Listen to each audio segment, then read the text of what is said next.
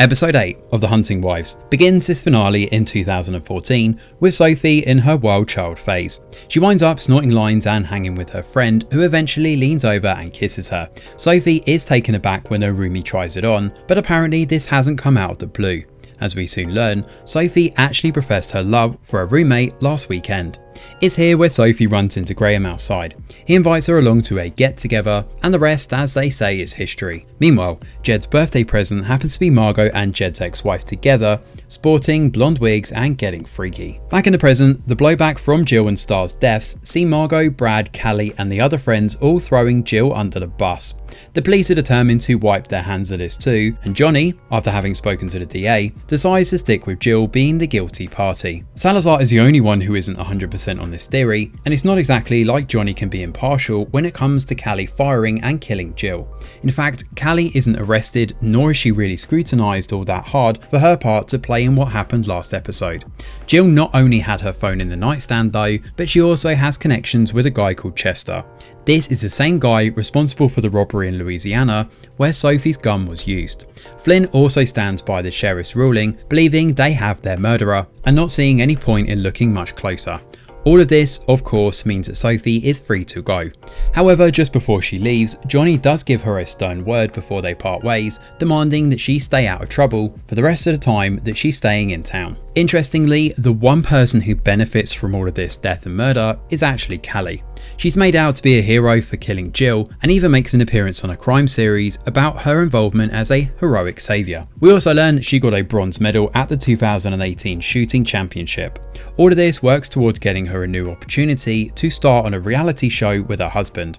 At a cafe afterwards, Callie professes her love for Margot too, but the latter doesn't take it very well. Margot admits that she's not in love with her anymore, and as they talk, Callie reveals that she sees her. Now, of course, at this point, Margot realises that Callie was the one who was blackmailing her, given the words on her note match what Callie has just said. Callie claims it was just a low moment, but it's clear there's motive and animosity hiding underneath her love facade. Meanwhile, Sophie heads home and finds Graham waiting for her. The pair talk about their relationship and she decides they need a break so she can figure things out. Sophie immediately heads over to Margot's afterwards and the pair wind up having sex. In the bathroom, Sophie notices tampons in a drawer, which is obviously weird given Margot said in episode 1 that she couldn't use them. Now Sophie realises at this point that this could well be the case if Margot was pregnant or had recently had an abortion. So did Brad get Margot pregnant too? Is he Mr. Super Sperm? Needing answers, Sophie shows up to see Brad and questions him about Abby's abortion. However, in a nice little twist, it turns out she was never pregnant, it was actually Margot all along. When Brad mentioned to Pete about his girlfriend, he was actually referring to Margot and not Abby. Pete got his wires crossed and thought it was Abby, hence his outburst towards her. Sophie, having waited 3 episodes to hear out our one-eyed cowboy, finally decides to talk to him. However, another guy rocks up instead. This man doesn't reveal who he is though, aside from being an exposition dump in the script. Now he explains that apparently Margot used to be an escort and her father was married to a nurse. All the while, Margot's mum continued to spiral out of control. All of this, of course, we kind of knew already, but it's nice to have a bit of a recap all the same. However, the important reveal though is that Margot's dad is actually a doctor. This is the same doctor that Sophie met in Alba several episodes ago when she asked about Kyle. She realises that neither Margot nor Kyle were actually at the clinic that night because the doctor covered for them both. He was also the one who gave Margot her abortion too. Sophie confronts Margot about all of this and believes that Abby found out about Margot's pregnancy and was on her way to oust her.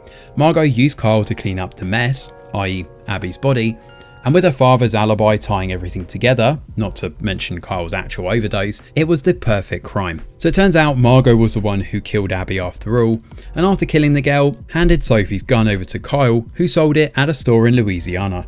Sophie was wandering around the woods on the camera, yes, but she wasn't the one who pulled the trigger, and apparently the cameras never caught Margot there either. Although we're not told this, I'm guessing Sophie just wandered back to the lake house and fell asleep on the dock while Margot worked to avoid all the trail cameras throughout the woods. Back home, Sophie admits she's cheated on Graham with Margot. She claims it's over and notably doesn't mention anything about Jamie either, prompting Graham to leave in the middle of the night. Parallel to this, Margot also comes clean to Jed about her cheating with Brad, along with her pregnancy and abortion. Unlike Graham, Jed is absolutely pissed and slaps her in the face, forcing her out the house. With nowhere else to go, Margot rocks up back with her brother. Margot can see her whole life crumbling and contemplates whether to turn herself in or not. Carl demands she stay quiet and get her shit together, and as she does, she shows up next to see Callie and spins a story of her own that Sophie is spreading rumours and playing a power game with her. Meanwhile, Sophie decides to get drunk and heads out onto the road, where Carl rocks up in his truck. He forces her to pull over, but instead, when he steps out and chases her, Sophie puts her foot down and runs him over. She doesn't speed off though, as instead she takes his body to the woods and looks set to dump the body off a cliff. However, Margot rings Carl's phone, so Sophie decides to pick up for some reason. She doesn't say anything, but Margot can hear her shaky breathing. Sophie eventually throws Carl off the ravine into the water below after the call ends, hiding the body from the police. However, Salazar and Flynn have found Carl's car and start to piece together what's happened. However, the series ends before we get any definitive answers. So The Hunting Wives gives us some answers to the more pressing questions, while simultaneously leaving a lot unresolved going into a second season. If this one gets the green light, of course, and at the time of recording it hasn't. The show has dialed the madness up to 11 these past few episodes, but there have been some good reveals peppered in here within the madness. The show has been very entertaining, and there's plenty to whet the appetite for a potential follow-up season 2. The characters have been well written for the most part, but there have been a few plot contrivances along the way that are hard to ignore. So why was Sophie on that trail camera? What did she and Abby actually talk about? And why did the camera not pick up Margot in any way? This entire thread is left annoyingly unresolved, and it seems unclear whether we'll actually get some answers here. So what was Sophie thinking at the end too? Sure, she ran down Carl in what looks to be a mistaken hit and run, only for her to get cold feet at the last second and decide to drive him out to the woods and push him off a cliff. For what? For his body to rock up on shore, only to be found by more people? And what is she going to do when the police do find that body? Surely there's evidence on the road too, including blood very clearly on the asphalt, and I'm guessing tyre treads too. That's before even mentioning the conspiring going on between Margot and Callie, which can't be good news for Sophie. The situation involving Margot and her pregnancy is certainly one of the highlights narratively of the show, and it's a nice way of tying into that seemingly innocent reveal about tampons in episode 1. The way this has become a pretty significant part in the story has been handled by the writers really well. The ending though does feel quite cobbled together and rushed, as if the writers are desperate to have another crack at murder mystery shenanigans. I can't help but feel a better solution here would have been to give us a proper ending and a send-off, then leave one little thread potentially open for a second season with the characters already here, given we have the perfect potpourri of drama, given the unresolved issues with Brad, Clint, Callie and Johnny. All things considered though, The Hunting Wives has been an absolute blast, and fingers crossed we get a second season nod sooner rather than later. Thanks for watching, and do let us know your thoughts in the comments below. Smash a like or subscribe to the channel, your support is very much appreciated. I'm Greg Wheeler, and from all of us over here at The Review Geek, we'll see you on the next video.